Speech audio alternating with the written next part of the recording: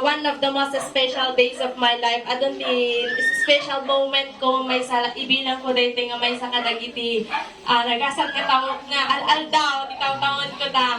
Tata nga maranasan iti birthday ni Kastoy. Syempre amin tayo ket kaslang espiraran tayo mo ti agkastoy nga ini Christian way pagyamanak ni Apo Dios ta naaramid daytoy.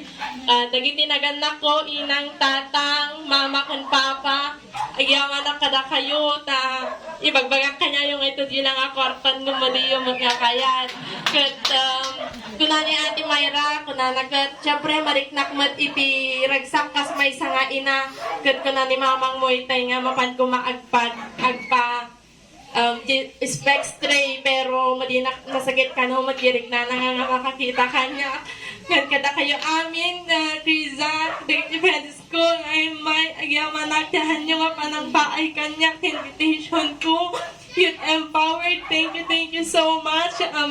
Malidayan nagtampay nga kompleto, pay magitak dagiti daduma then pastor and pastora agyamanak mati yumayo amin tayo kakabsat. Dagiti so amin nagipagpaset, dagiti aunties, uncle ko dita, dagiti tita, dita liglikod, aglutluto, pagyamanan kayo kakabsat. Kat kang kamoronaan nga pagyamanak ni Apo Dios iti may samanen nga tawen. Inayon na iti pa nagbiag ko.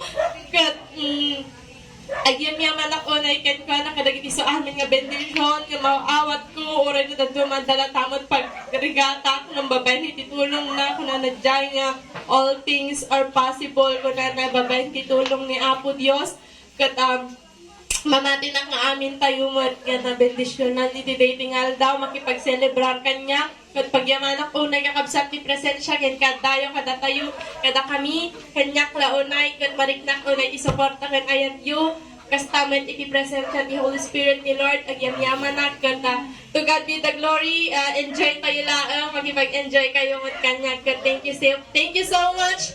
God bless and keep safe everyone.